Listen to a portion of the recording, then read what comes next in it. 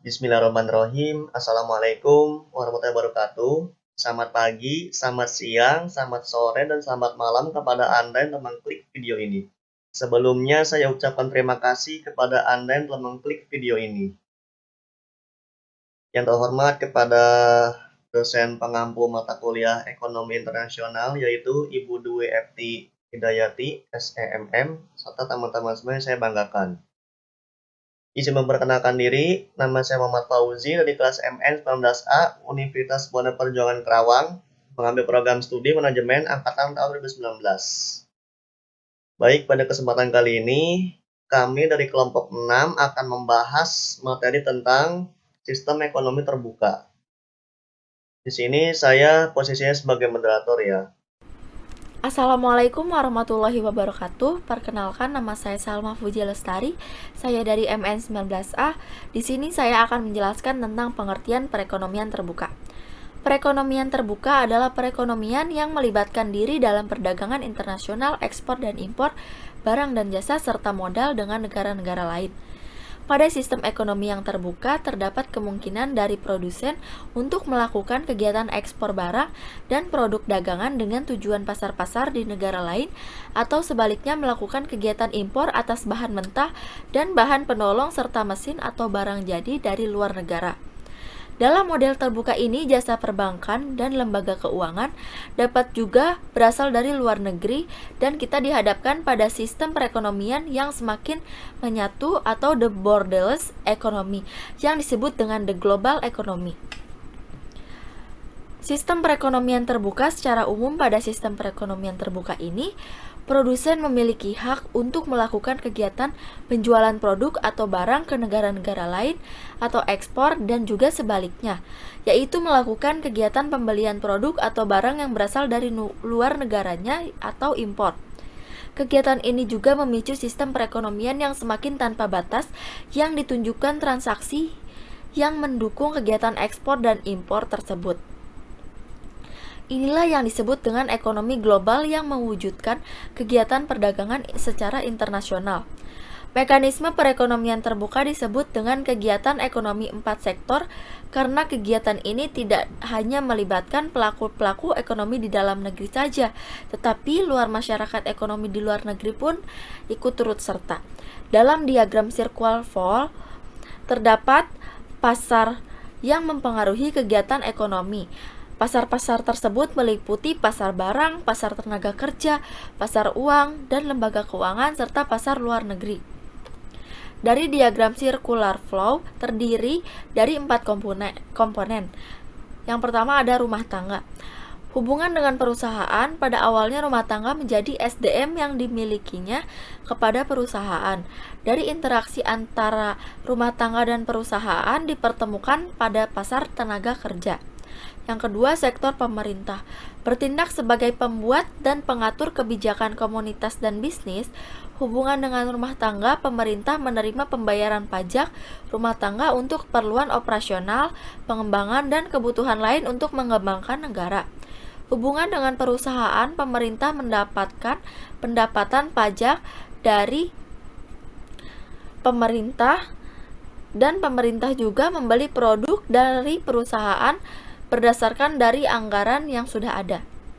Selanjutnya akan dilanjutkan oleh teman saya. Dari diagram circular flow terdiri dari 4 komponen. Komponen pertama yaitu sektor negara lain. Nah, hubungan dengan rumah tangga yaitu negara-negara lain atau negara internasional menyediakan barang dan jasa untuk kepentingan rumah tangga yang dilakukan di pasar luar negeri. Dari pasar luar negeri hingga pasar domestik, sehingga produk yang dihasilkan dapat dijual atau dibeli oleh rumah tangga. Sehingga dari transaksi jual beli ini, negara lain mendapatkan keuntungan. Hingga hubungan dengan perusahaan dunia internasional negara lain, yaitu mengekspor produk mereka ke bisnis perusahaan, aliran barang dan jasa juga melewati pasar domestik, dan kemudian masuk ke pasar barang, dan proses tersebut juga mendapatkan keuntungan. Selanjutnya yaitu sektor perusahaan. Hubungan dengan rumah tangga. Perusahaan menghasilkan produk-produk berupa barang dan jasa yang dikonsumsi oleh masyarakat. Lalu perusahaan mendapatkan penghasilan dari penjualan produknya. Interaksi tersebut dipertemukan dalam pasar barang. Pasar barang adalah pasar yang mempertemukan penawaran dan permintaan barang dan jasa. Pasar barang sering dilakukan dengan secara real. Hubungan dengan pemerintah, yaitu merupakan proses perusahaan membayar kepada pemerintah dan perusahaan menjual produknya dan jasa kepada pemerintah melalui pasar barang. Hubungan dengan dunia internasional, yaitu perusahaan melakukan impor atau produk, barang maupun jasa ke luar negeri melalui pasar barang dan pasar luar negeri. Dari hasil tersebut, penjualan tersebut, perusahaan mendapatkan laba atau keuntungan. Selanjutnya yaitu ada kelebihan sistem ekonomi terbuka. Sistem yang memberikan kesempatan bagi warga negaranya untuk berinteraksi dalam bidang ekonomi dengan negara lain. Warga negara yang dimaksud berupa perseorangan, bisnis swasta ataupun pemerintah. Kegiatan ekonomi tersebut bisa dalam bentuk perdagangan produk barang ataupun jasa, pertukaran teknologi atau manajerial, pertukaran mahasiswa sebagai kebutuhan perkembangan ilmu pengetahuan, dan juga sebagainya. Kolaborasi dengan luar negeri mendorong pertumbuhan, memungkinkan akses ke produk dan jasa yang lebih murah, akses teknologi yang lebih baik dan tidak dikucilkan dari negara lain, dari kehidupan berbangsa juga. Yang terakhir adalah sangat penting ketika seluruh negara sedang menghadapi bencana alam ataupun bencana sosial yang mana membutuhkan uluran bantuan dari negara lainnya. Bayangkan jika pada saat itu terjadi gempa di Aceh dan Indonesia menganut sistem ekonomi tertutup, siapa yang akan menolongnya? Sekian dari saya. Assalamualaikum warahmatullahi wabarakatuh. Perkenalkan, nama saya Mutmainatus Salwa.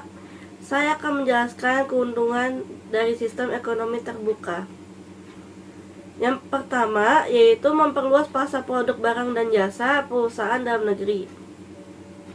Yang kedua, mengurangi tingkat pengangguran masyarakat suatu negara karena semakin terbukanya lowongan pekerjaan bagi masyarakat atas peluasan usaha dalam negeri maupun kesempatan memperoleh pekerjaan dari luar negeri.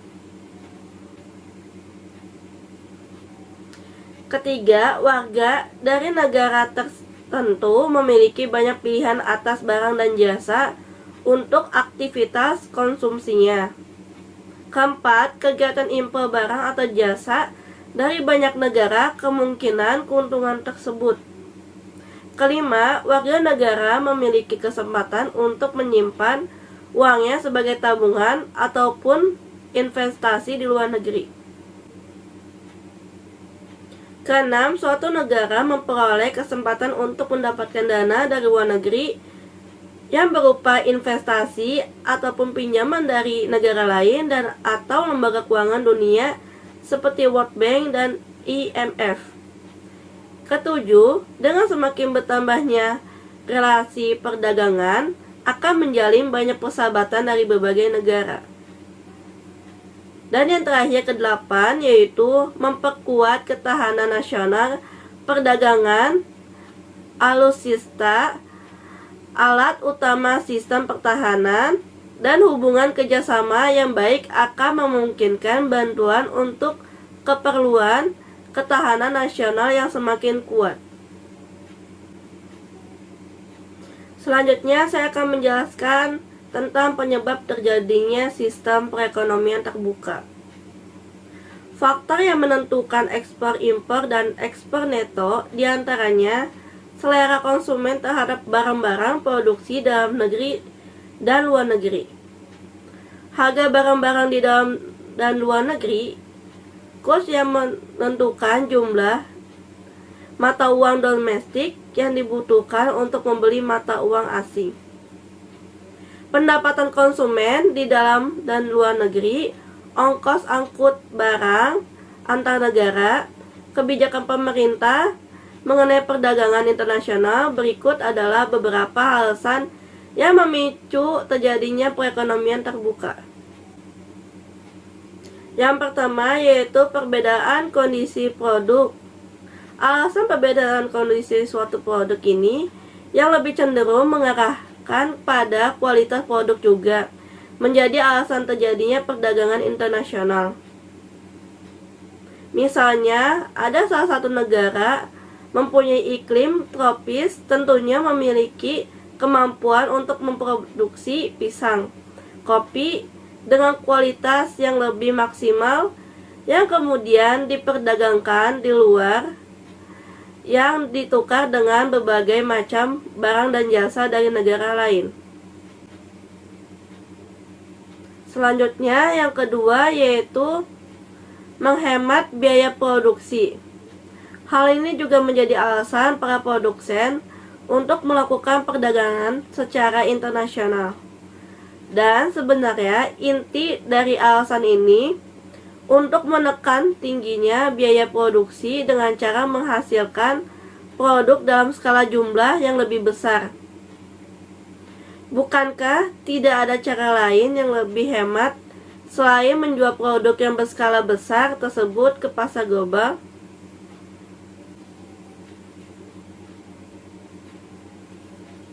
Selanjutnya, yang ketiga, perbedaan tingkat selera. Walaupun misalnya kondisi sebuah produk dari berbagai daerah itu sama, perdagangan internasional tetap mungkin agar terjadi apabila masing-masing penduduk di suatu negara memiliki selera yang berbeda. Contohnya adalah dua negara yang menghasilkan daging, yang satu adalah produsen daging sapi dan yang satu lagi produsen daging ayam. Jika produsen daging sapi memiliki selera terhadap daging ayam dan sebaliknya, tentu proses impor dan ekspor akan terjadi.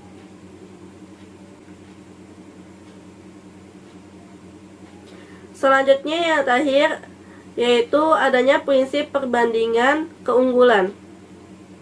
Maksud dari prinsip ini adalah suatu negara cenderung akan lebih berspesialisasi untuk menciptakan produk dan mengekspornya keluar jika dirasa pembuatan produk di negaranya itu memakan biaya yang relatif lebih rendah daripada dibuat oleh negara lain. Sebaliknya, suatu negara akan lebih memilih untuk mengimpor produk jika biaya produksi untuk menghasilkan produk tersebut dinilai relatif tinggi atau kurang efisien jika diproduksi di negara sendiri. Selanjutnya saya akan menjelaskan tentang syarat keseimbangan perekonomian terbuka. Yang pertama yaitu efek perubahan ekspor dan impor terhadap keseimbangan pendapatan. Dan yang kedua, suatu contoh angka untuk menunjukkan keseimbangan di alam perekonomian terbuka dan perubahan keseimbangan tersebut. Keseimbangan pendapatan nasional akan dicapai apa keadaan di mana? Yang pertama yaitu penawaran agregat sama dengan pengeluaran agregat. Yang kedua, dalam perekonomian terbuka barang dan jasa yang diperjualbelikan di dalam negeri terdiri dari dua golongan barang, yaitu yang pertama yang diproduksi di dalam negeri dan meliputi pendapatan nasional, dan yang kedua yang diimpor dari luar negeri. Assalamualaikum warahmatullahi wabarakatuh. Perkenalkan, saya Erawati dari angkatan 2017 yang saat ini mengikuti kuliah di MN19A. Saya akan melanjutkan presentasi dari teman saya. Dengan demikian, dalam perekonomian terbuka, penawaran agregat atau AS terdiri dari pendapatan nasional yang dilambangkan dengan Y dan impor yang dilambangkan dengan M. Dalam rumus, AS sama dengan Y ditambah M. Lalu, sirkulasi aliran pendapatan dalam perekonomian terbuka telah menunjukkan bahwa pengeluaran agregat meliputi 5 komponen berikut. Pengeluaran rumah tangga ke atas, barang produksi, dalam negeri atau CDN, investasi swasta dilambangkan dengan I, pengeluaran pemerintah dilambangkan dengan G, ekspor dilambangkan dengan X, dan pengeluaran ke its impor dilambangkan dengan M. Dalam rumus, AE sama dengan CDN ditambah I ditambah G ditambah X ditambah M. Pengeluaran rumah tangga terdiri dari pengeluaran ke atas, barang dalam negeri, dilambangkan dengan C, dan pengeluaran ke atas, barang impor. Maka, dalam perekonomian terbuka, berlaku persamaan sebagai berikut. C sama dengan CDN tambah M, atau AE sama dengan C tambah I tambah G tambah X. Dalam setiap perekonomian, keseimbangan pendapatan nasional dicapai apabila penawaran agregat AE. Dengan demikian, dalam perekonomian terbuka, keseimbangan pendapatan nasional akan tercapai apabila Y ditambah M sama dengan C ditambah I ditambah G ditambah X, atau Y sama dengan C ditambah I ditambah G ditambah X dikurangi M. Perkenalkan, nama saya Ahmad Subhan Riyadi dari MN 19A. Di sini saya akan melanjutkan materi presentasi yang sebelumnya dipaparkan oleh rekan kelompok saya. Di sini ada suntikan dan bocoran dalam perekonomian terbuka. Dalam pendekatan suntikan bocoran, keseimbangan pendapatan nasional dalam perekonomian terbuka dicapai dalam keadaan berikut. I ditambah G ditambah X sama dengan S ditambah T ditambah M. Untuk menentukan keseimbangan pendapatan nasional dalam perekonomian terbuka diperlukan pencapaian dalam kesamaan, yaitu pendapatan nasional atau Y yang telah dikurangi oleh pajak pendapatan perusahaan serta pendapatan nasional yang mengalir ke sektor rumah tangga dikurangi pula oleh pajak pendapatan individu. Sisa yang diperoleh merupakan pendapatan disposable atau YD.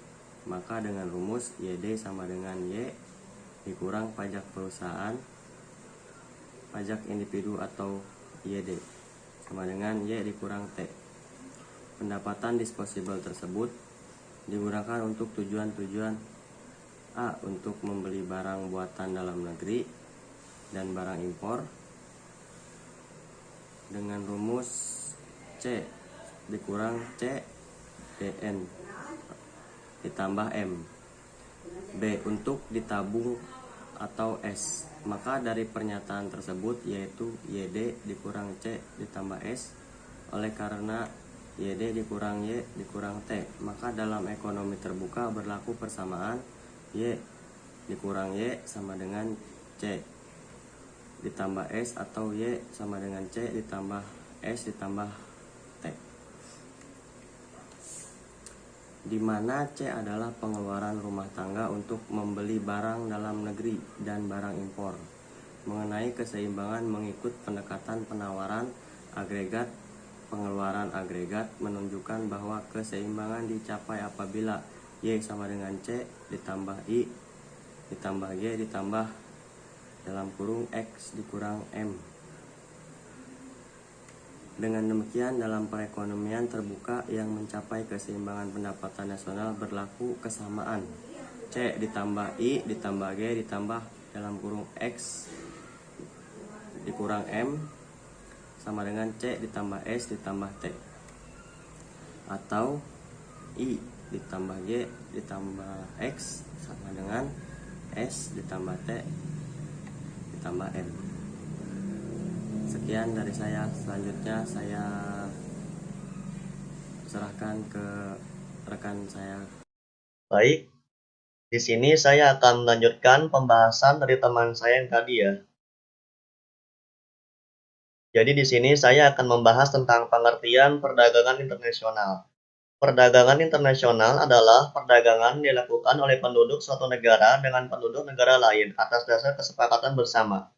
Penduduk yang dimaksud dapat berupa antar perorangan, individu dengan individu, antara individu dengan pemerintah suatu negara atau pemerintah suatu negara dengan pemerintah negara lain. Manfaat perdagangan internasional. Poin pertama, memperoleh barang yang tidak dapat diproduksi di negeri sendiri. Poin kedua, memperoleh keuntungan dari spesialisasi. Poin ketiga, memperluas pasar dan keuntungan. Poin keempat, transfer teknologi modern. Faktor pendorong perdagangan internasional yaitu poin pertama, untuk mengetahui kebutuhan barang dan jasa dalam negeri. Poin kedua, keinginan memperoleh keuntungan dan meningkatkan pendapatan negara. Poin ketiga, adanya perbedaan kemampuan, penguasaan ilmu, pengetahuan, dan teknologi dalam mengolah sumber daya ekonomi. Poin keempat, adanya kelebihan produk dalam negeri sehingga perlu pasar baru untuk menjual produk tersebut. Mungkin itu saja yang dapat kelompok kami sampaikan ya. Mohon maaf apabila ada kesalahan ucap atau perkataan yang kurang berkenan. Sekian, terima kasih. Wassalamualaikum warahmatullahi wabarakatuh.